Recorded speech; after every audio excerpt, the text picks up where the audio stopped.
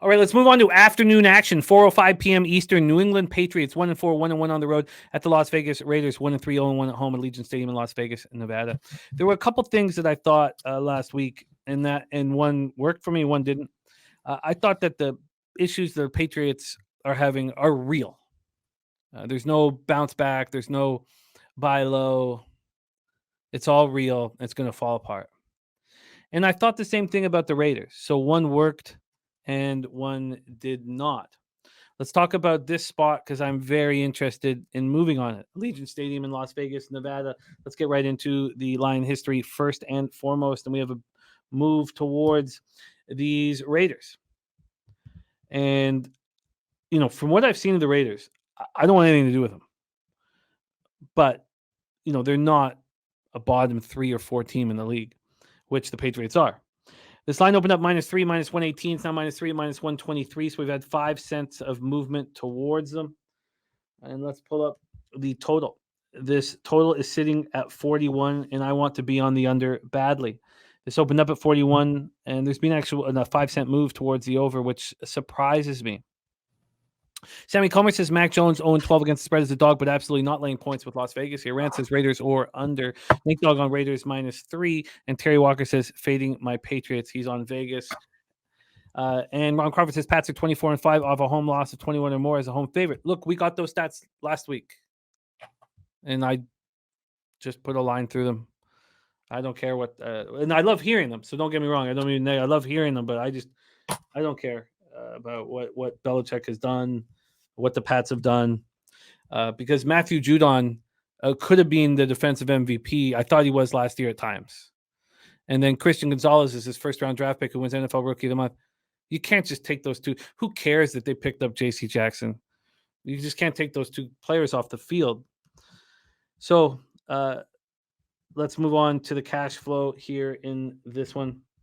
We have – sorry, I should have had this set up. Here we go. We have 45% of the tickets, 32% of the cash on the Raiders, 55 and 68 on the Patriots. And I don't want either of these teams. So I don't see it as a buy low opportunity on the Patriots. I do think it's a possible sell high opportunity on the Raiders, but how high could they possibly be? They didn't look good against the Packers. Just the Packers looked like trash. 87% of tickets on the under, and I want in on this under. I want it as soon as possible. And Spenny Pennybombs, I mean, here is a Patriots guy. He knows this team inside and out, and Judon and Gonzalez are just a massive, massive, massive loss. Patriots coming off the second worst shutout loss in franchise history, 34-0 at home to the Saints. Drops Patriots to 1-4 for the first time since 2000. That was Belichick's first season with the Pats. They've yet to score 20 points, 5 games in the season. Only been done 3 times before by the franchise, 65, 71, and 95. 10 turnovers. As usual, their offense was a disaster. But for the first time this year, they can't even count on their defense. So Mac Jones was 12 of 22 for 110 yards, 2 picks, lost a fumble, pulled second consecutive week. Zappy comes in, looks no better, 3 of 9, 22 yards. Kendrick Bourne led receivers with 2 catches for 43 yards. It didn't matter if the ball was in Ramondre Stevenson's hand or Zeke's hand. Nothing good was happening. They combined for 45 yards on 16 carries. They got 8 first downs. 3 of those came by penalty. They were 1 of 14 on third down, 0 of 2 on fourth down, 156 total yards. The defense could get no pressure or stops. 2 sacks, 2 quarterback hits. They let the worst team in the red zone in the league go 3 of 4. The Saints held the ball for 39 minutes and 34 seconds. Jawan Bentley hurt his shoulder in the game. You have wide receivers DeMario Douglas and Juju Smith-Schuster both in concussion protocol. Would you want to come out of concussion protocol to play for this garbage fire? Right guard Mike Onwenu left in the third quarter with an ankle injury. He didn't return. Now, Trey Flowers is eligible to return. I would be interested to hear if he is because he's been on the PUP list. Cole Strange also is questionable. And we know that the offensive line been dealing with injuries since the summer. The Raiders are on a short week after their big 17-13 win at home over Green Bay on Monday night. Jimmy G, 22 of 31, 208 yards, touchdown and a pick. Jacoby Myers caught 7 for 75 and a touchdown. Devontae 4 for 45. Josh Jacobs ran 20 times for 69 yards and a touchdown, caught 5 for 20. Their defense still struggled to get pressure. I mean, it's a pretty easy proposition. You need to have one good offensive lineman or double up Max Crosby, and no one else is going to hurt you. They held the Packers to 1 of 3 in the red zone. That's big for a team like the Raiders that are ranked 25th in the NFL, allowing TDs on 66.67% of red zone opportunities. Held the Packers to 4 of 12 on third down. And then you had Robert Spillane, with 2 picks. He's only had one in his entire career. Amik Robertson made that game-saving or sealing pick. And then this team's still thin at cornerback. Nate Hobbs being out with the ankle injury, Jacorian Bennett with the hamstring injury. They both weren't there, but those guys stepped up, especially Amik. I want the under. I want the under, and I want it now. I want it as soon as possible. And take it away, Troy. Floor's yours. Allegiant Stadium, Patriots, Vegas, Raiders. Yeah, I continue betting on this Patriots team, thinking Belichick will right the ship. Fool me once, shame on you. Fool me twice, shame on me. Fool me 3 times, and I'm just a fucking dumbass because that's what I feel like betting on him last week. The Patriots, I'll be quick here because, let's get to it. The Patriots would have been better off punting on first down than playing offense this past week. They can't block. Terrible play calling, in my opinion. No play action, no RPO. Nothing that, really floats my boat. Bad quarterback play, 6.5% turnover-worthy plays this season. Bad decisions consistently. The Patriots are on my hell no list. Let me just cut to the point. They're on my hell no list. Certainly won't be betting on them. And if I fade them and lose, I'll just lose my mind. So there's no way I'm betting this game. Let's just take it a step further here. A lot of these books are hanging the -3 at -108. Bovada's moved it to 3.5. Interesting. Pinnacle's moved this as a very juicy 3, -123. Will Hill hanging the 3 at -115. And what would your expectation be if right now this week the Patriots were coming to Lambeau to face the Packers? Would the Packers be 4-point favorites? And in that spot, would you think? Because I don't know where to grade the Packers at this point.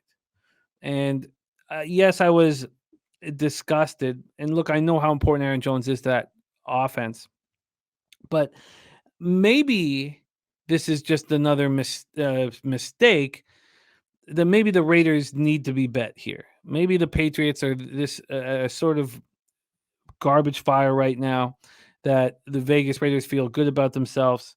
You have, Jimmy G getting healthier, and why wouldn't they just cover the field goal here, even if it's juiced? And why wouldn't that be a bad investment at this point? I agree. I mean, I see what you're saying. Like I said, I can't do it just because I would lose my mind if I faded the Pats and they covered. But I would say that it looks like the books are grading them exactly the same as the Packers. I feel like if they played that game last night again, it would be a 3.5. At least probably a hard 3.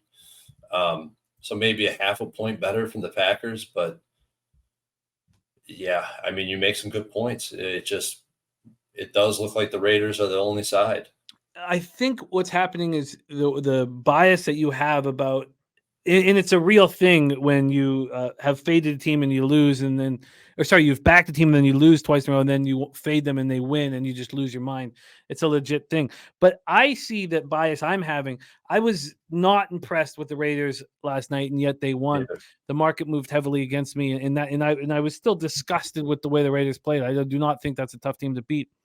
But that's why I'm not on the Raiders right now. And then Birdie's saying, look, this Patriots team sucked with Judon and Gonzalez out. They're just horrible without them. And he says, not sure why the Raiders aren't a good look here. Pats have given up 70 points, scored 3 in their last 2 games. They've scored 16 points in the last 3 games. He says Raiders are a gift here. And maybe they are. And maybe I have to stop with this rhetoric about, how bad I felt they looked. They still went in the line. I'm with you on that. I don't think it was impressive at all what they were able to do.